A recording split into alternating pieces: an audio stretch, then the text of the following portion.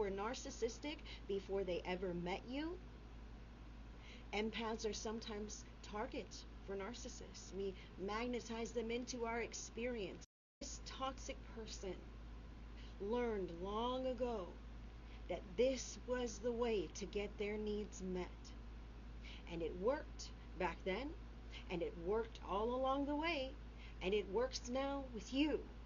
That toxic person in your life knows how amazing you really are. Energy just threatens them.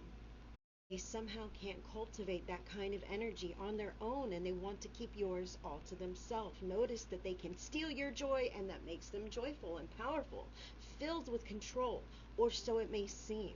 This person in your life was like this long before you ever knew them, long before they ever came across you, met you, and watched you and listened as you spoke and filled them in on all the details about you and how you tick and what makes you move.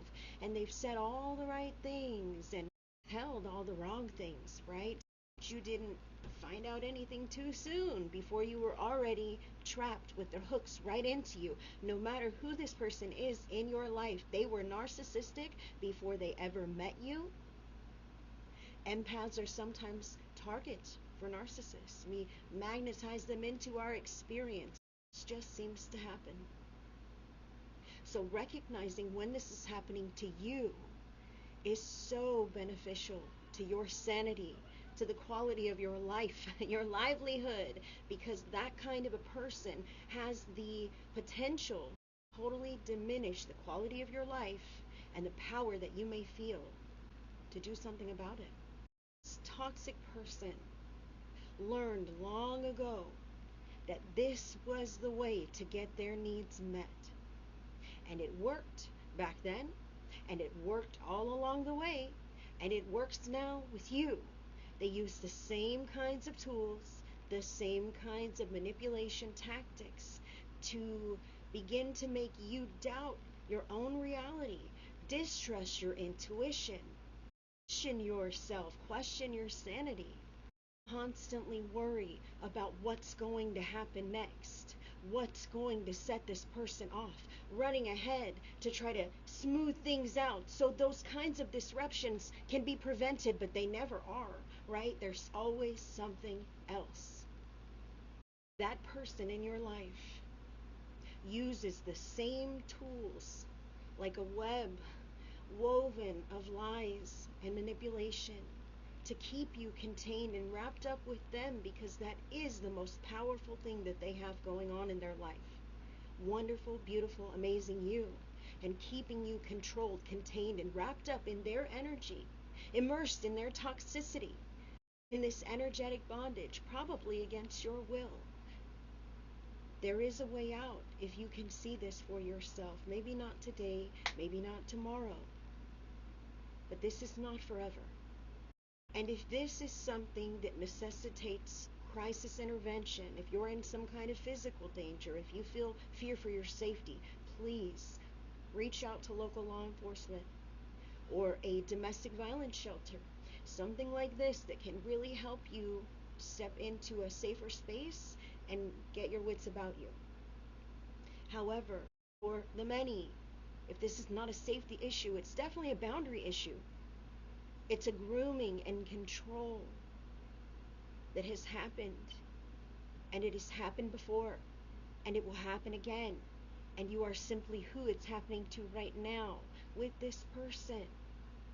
Be aware of the way they've isolated you, how you no longer spend time with family or friends. It's got to be them or no one else. And when you're with other people, I bet they're calling you incessantly.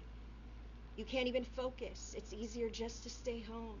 It just seems easier to surrender in resignation into whatever patterns they've swept you up into. Why? It's emotionally exhausting to you. That's a whole other control tactic. Round and round in circles our arguments go, and we never really create resolution designed to keep you so tired that you can't quit me. See this for what it is, yet another control tactic, another move in the game that is keeping you stuck in this connection that is not serving anyone. Your growth threatens this person. They fear that you will see that they are no good for you, and you'll move along on your path, and they will lose you as a resource, not only for their energy, but to stroke their ego, to meet their needs, to smooth out all those things that you keep doing for your own peace, well-being, and sanity. But it doesn't help. There's still chaos in other ways. And that is the universe speaking to you. That is your life speaking to you. Are you a person who creates chaos, or are you swept up in the chaos of the narcissist in your life? The people around you. You have a choice. Maybe no one has told you. Maybe you don't realize that you can walk away. Have patterns in our lives that are good for us and patterns that are not good for us. For instance, if I'm smoking 2 packs of cigarettes every day, that's probably not a healthy pattern that I should keep, right? But if I'm jogging 2 miles every day, that may be healthy for my cardiovascular and everything, right? So there are patterns that are healthy and patterns that aren't so healthy. Sometimes those patterns are in people.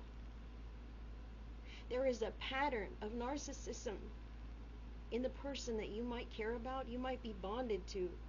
That trauma bond is intentional. They love bomb you.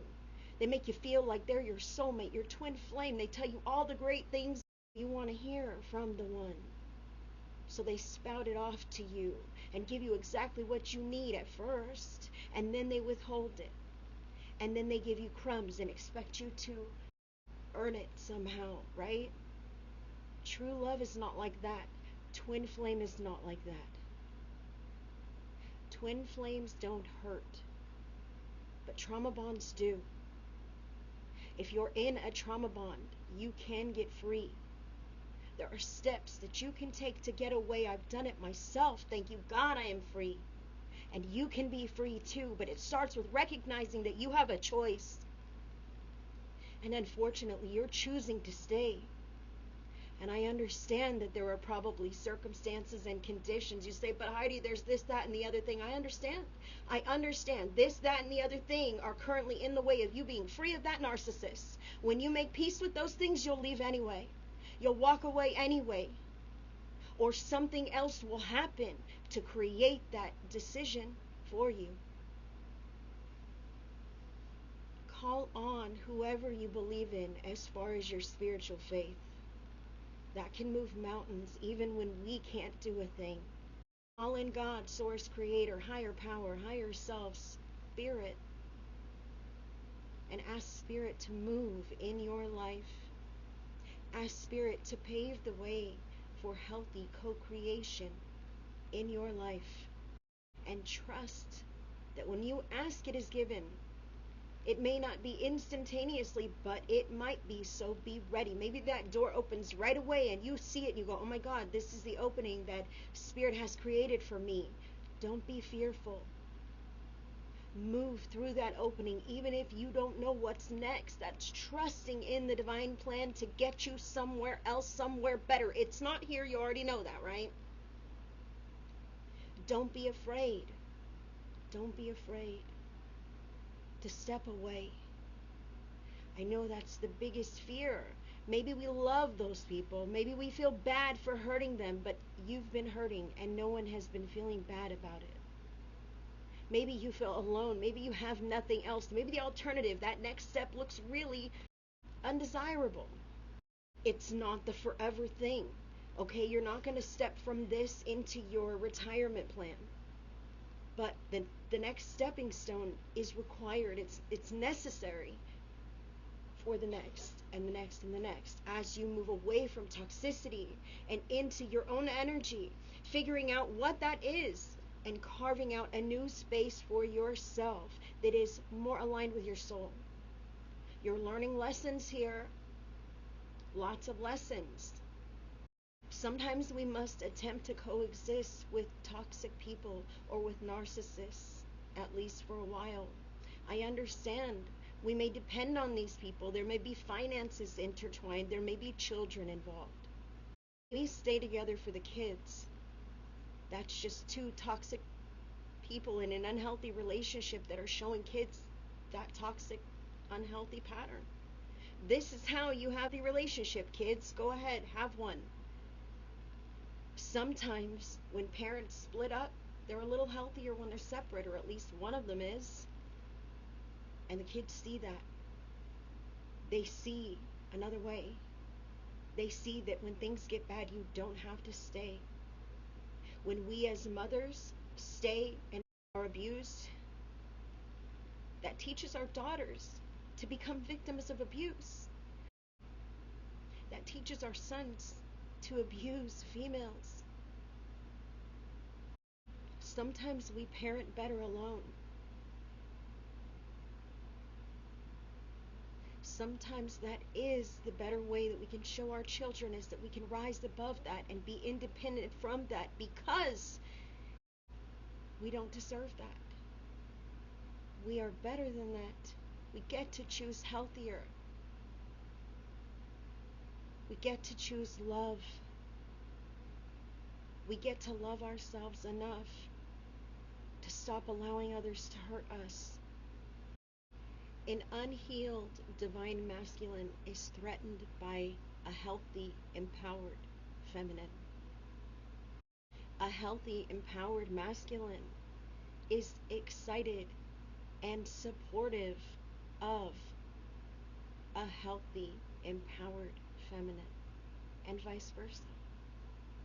If you've yet to find that, you're still encountering lessons that will help you grow into the kind of person that can withstand that love and hold it. There's still healing to do. There's still inner work to do, because that kind of trauma, the kind of trauma that you've lived through with that person, it leaves wounds that need mended. And if you don't mend those wounds on your own for the right reasons, then someone else will come along and jab it again and reopen that wound so that you can really take a look. I want you to think of the purest, kindest, most wonderful person in your life, past or present. Maybe it's your child, your parent, your grandparent. I want you to think of that person. And that person deserves no wrong, deserves no harm, right? You would stand up for them with your life. Nothing you wouldn't do, right? That person is a child of Source, Creator. Creator feels the same way. I'm sure you can understand. But you are a child of Source, Creator, just like them. And Creator feels just as vehemently the same way. You are my child. You must nurture yourself. You must care for yourself. You must love yourself, and sometimes that means removing yourself from painful places and situations. You are a child of Creator, and Creator wants you to take care of yourself and stop putting others first. That's the biggest mistake that we make, is thinking that we're loving more deeply by putting others ahead of us. And then it feels wrong somehow to begin to think for ourselves and feel differently and choose for ourselves without everyone else in mind. But that is as it should be. You get to choose. You get to choose to protect yourself from toxic energy or neutralize it, whatever way is right for you and your unique path and your unique journey. If you understand what I'm talking about here, I would love to hear from you. Drop it into the comments. I am a survivor of narcissistic abuse and just want to empower others who can get away, who can create lives for themselves, who can find out who they really are without all of that shrouding their identity. I know what I went through. I know how long it took me to stop looking over my shoulder or apologizing for everything or making myself small. You don't have to make yourself small. That's not your place in this world. The universe, creator, will not stand for that.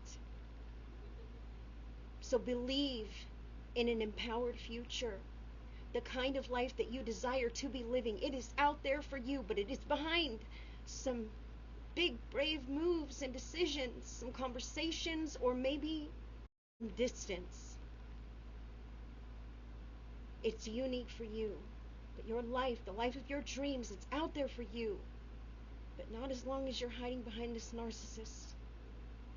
That's exactly what's keeping you from it right now.